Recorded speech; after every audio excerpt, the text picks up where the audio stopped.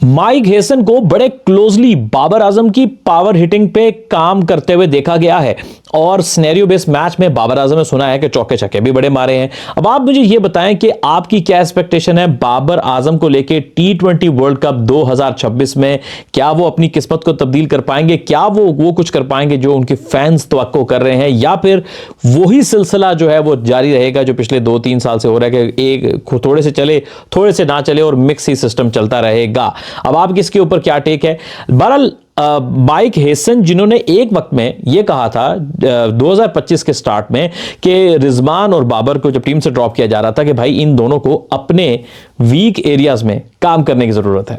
और इंटरेस्टिंग बात यह होती है कि जब वो ड्रॉप होते हैं तो बीच में बाबर भी कोई क्रिकेट नहीं खेलते T20 की, और एशिया कप के बाद प्रेशर आने के ऊपर फैंस का प्रेशर, PR का प्रेशर, सब कुछ जो भी आप उसको नाम ले लें आप बेहतर समझते हैं, बाबर आजम बगैर कोई T20 क्रिकेट खेले टीम में वापस आ जाते हैं। और उस पर लोग ये सवाल करते हैं कि भाई ये बताओ कि इस बीच में तो उसने कोई क्रिकेट ही नहीं खेली, तो आप जो कह रहे थे कि इंप्रूव करके आओ, तो क्या इंप्रूव करके आए हैं? तो उस पर कोई बात नहीं हुई और डायरेक्टली उनको टीम में डाला गया। उसके बाद भी उनका एक स्ट्रगल टाइम ही रहा, एक इनिंग्स में किया, 2-3 में नहीं किया, बिग बैश पे अच्छा नहीं किया, तो ओवरऑल स्ट्रगल, मोस्ट ज्यादा स्ट्रगल थी, कम अच्छी इनिंग्स थी।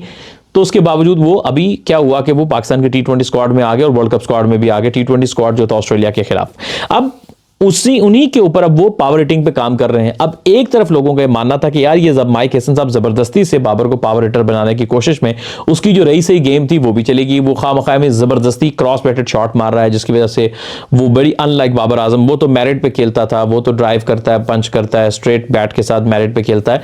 लेकिन अभी फिर से वो आपने एक वीडियो ये देखी जिसमें उसके वो क्लोजली काम कर रहे हैं, उसको शॉट पे बड़े शॉट मारने की कोशिश कर रहे हैं, प्रैक्टिस मैच में उसने कुछ शॉट मारे। और दूसरी तरफ एक और वीडियो हमने देखी जिसमें बाबर आजम स्वीप और रिवर्स स्वीप खेलने की कोशिश कर रहे हैं। अब नेट पे क्या एक हफ्ते की ट्रेनिंग से क्या प्लेयर की गेम में बदलाव आ जाएगा? क्या वो सब कुछ ठीक कर लेंगे?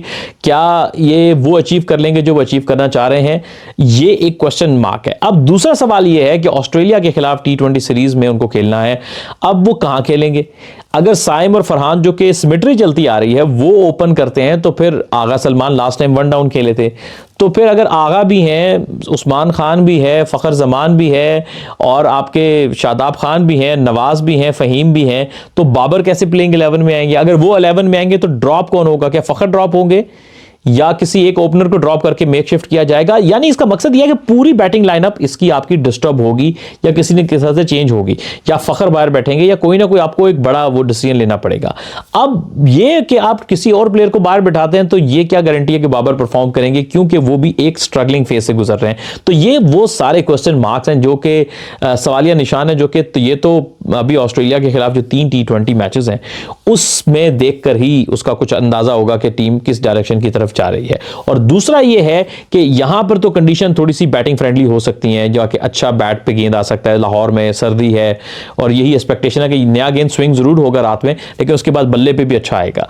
इसके साथ लेकिन जब आप श्रीलंका जा रहे हैं तो वहां बहुत मुख्तलिफ पिचेस मिलेंगी, वहां पर आपको स्पिन के लिए काफी असिस्टेंस मिलेगी, जहां पे बाबर को जिस स्पिन के अगेंस्ट मुश्किल होती है। तो अगर बाबर आते हैं और वो ओपन पे तो नहीं आएंगे, बहुत चांसेस अगर ओपन पे नहीं तो प्लेइंग 11 में होंगे तो नंबर 3 पे आएंगे, तो 3 पर आएंगे तो क्या वो स्पिन के चैलेंज जिससे वो यूजुअली स्ट्रगल करते हैं क्या उसको कोप अप कर पाएंगे? ये कुछ ऐसे क्वेश्चन मार्क हैं जिस पे बाबर ही जवाब दे सकते हैं, और अगर वो परफॉर्म करते हैं फिर तो पाकिस्तान के लिए बहुत अच्छा है कि वो उनके कॉन्फिडेंस में। लेकिन 2-3 साल से ये ख्वाहिश ही रही है, उनकी परफॉर्मेंस वक्त के साथ थोड़ी सी नीचे की तरफ जा रही है हर गुजरती सीरीज के साथ। तो अब तो इस पे बहुत सारे क्वेश्चन मार्क भी हैं और फैंस थोड़े से खुश भी है जो उनके चाहने वाले हैं। अब देखते हैं कि इन एक्चुअल क्या होगा। इस सब को लेके आपकी क्या ओपिनियन है, कमेंट सेक्शन में हमें जरूर बताइएगा।